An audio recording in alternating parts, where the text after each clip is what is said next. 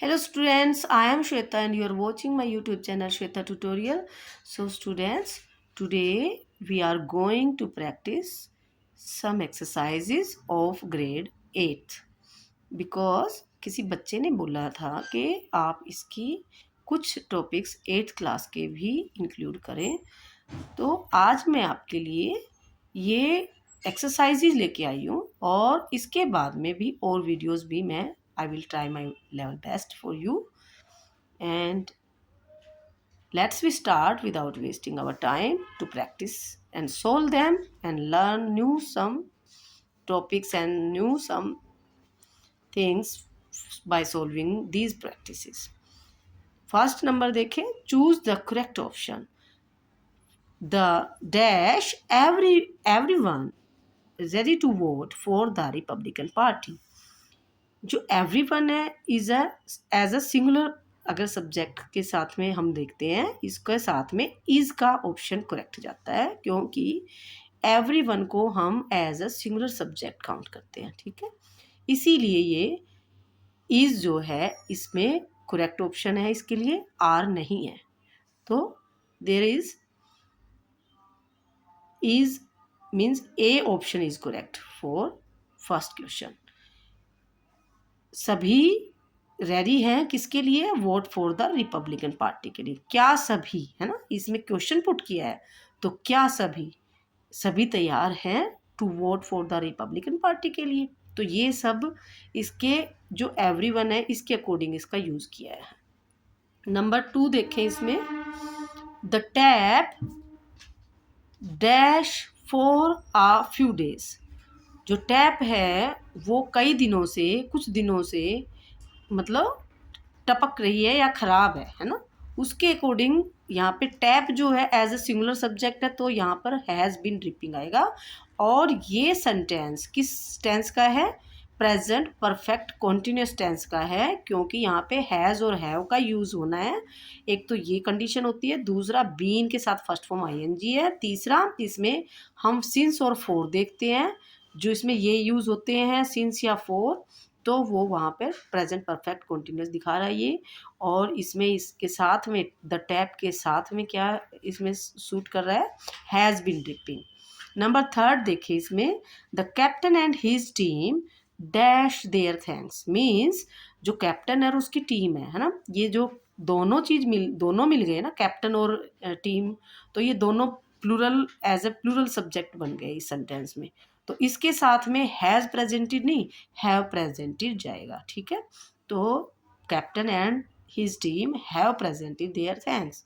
जो कैप्टन और उसकी टीम ने अपना थैंक्स जो है प्रेजेंट किया, यानी कि सबको अपना थैंक्स आप बोल सकते हैं कि प्रेजेंट का मतलब बोला। ठीक है, नंबर 4 पे देखिए, which shirt dash this jean better.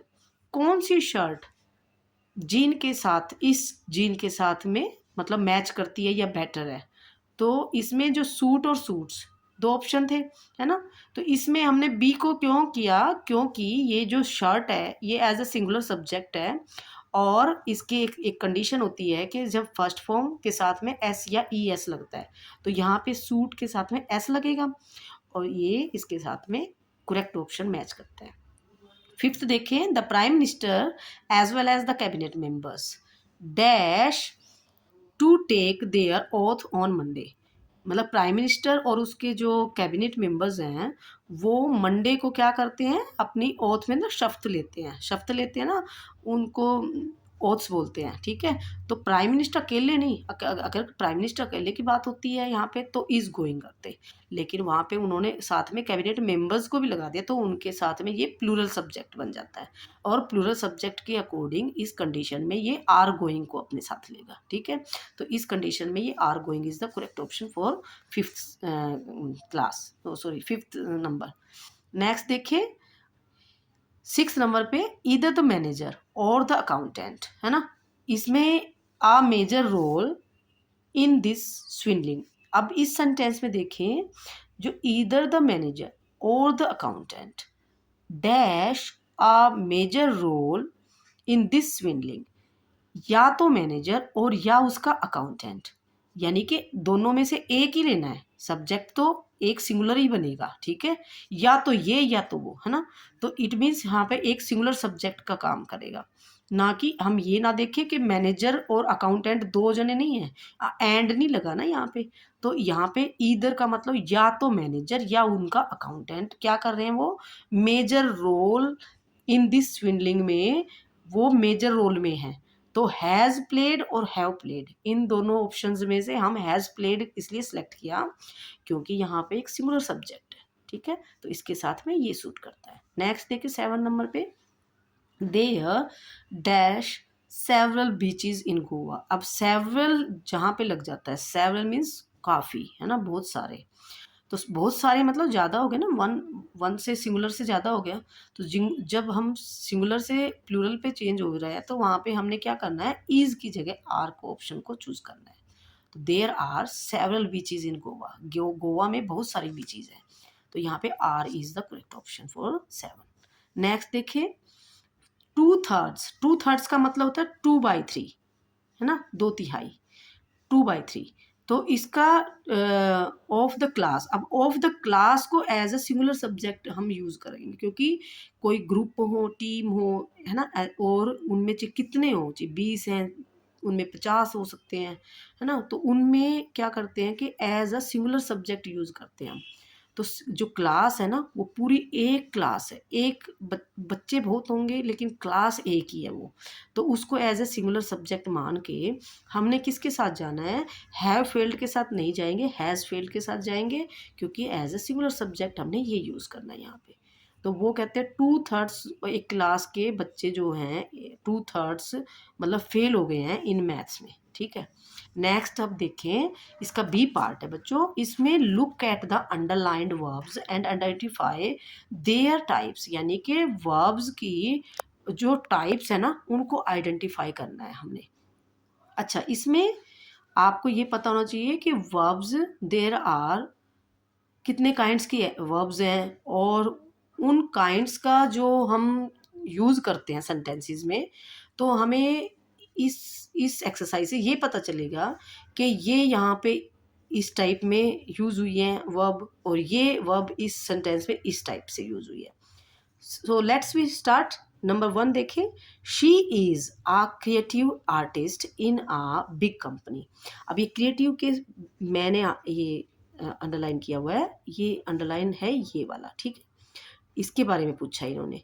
तो she is a creative artist in a big company, मतलब वह एक बड़ी कंपनी में आर्टिस्ट है ना, क्रिएटिव आर्टिस्ट है। तो इसमें इज़ जो है वो किस वे में, किस उसमें यूज़ किया है इसका, it is used as a helping verb, क्योंकि is, do, does, did and is, am, are, was, were, has, have and will, shall and जितने भी मॉडल्स ऑक्सिलरी वर्ब्स होती हैं सभी ये हेल्पिंग वर्ब, और इनको हम ऑक्सिलरी वर्ब्स बोल सकते हैं, ठीक है।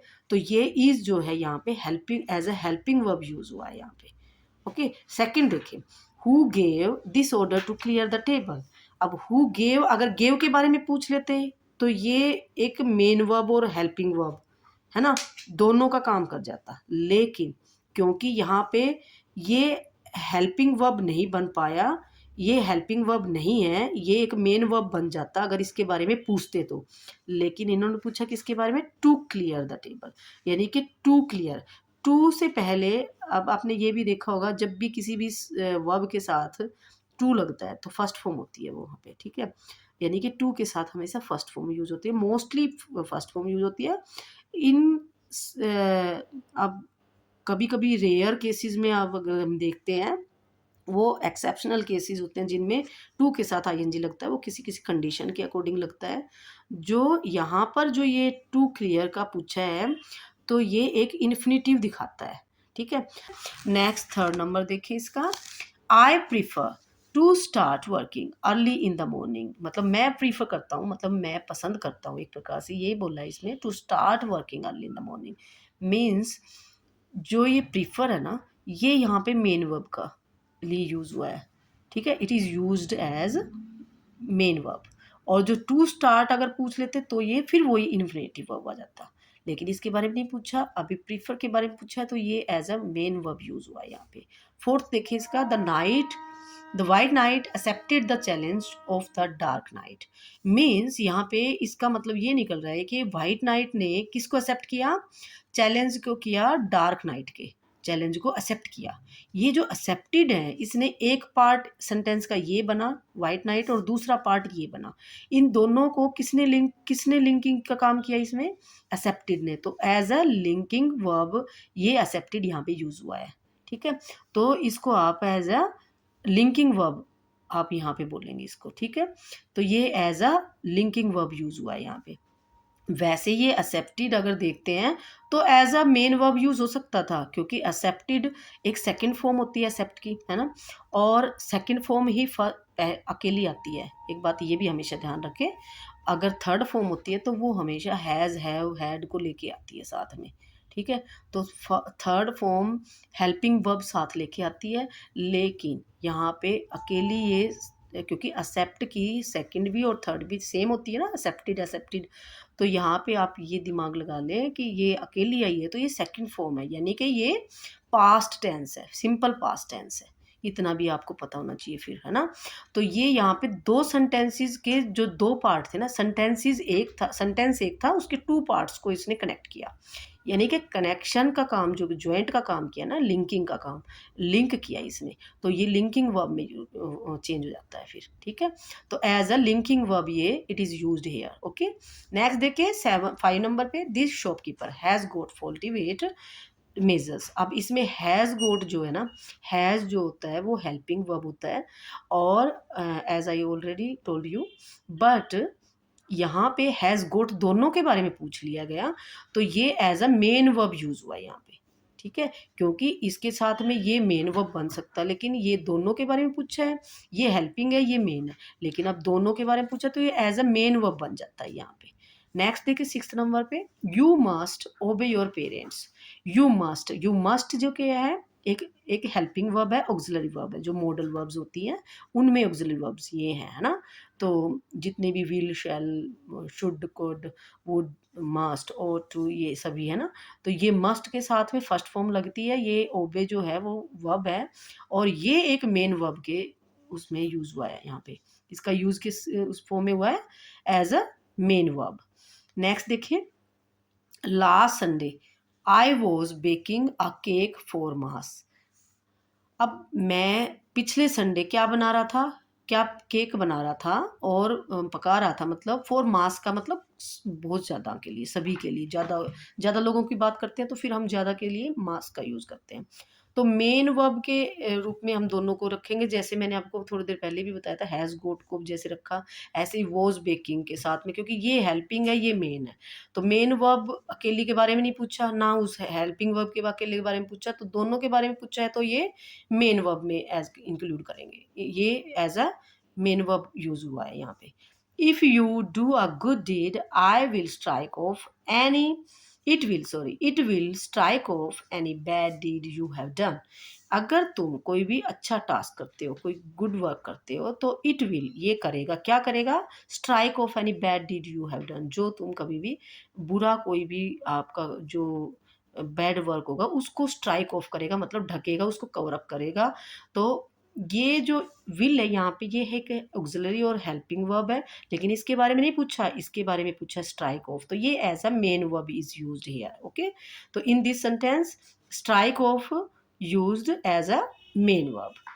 तो ये कुछ एक्सरसाइजेज थी 8th क्लास के लिए, और आगे मैं आपके लिए टॉपिक्स इसके भी और ढूंढूंगी, और जो बना सकूंगी मैं, I will do my level best for you. So if you like this video, like this video and subscribe my channel. Thank you.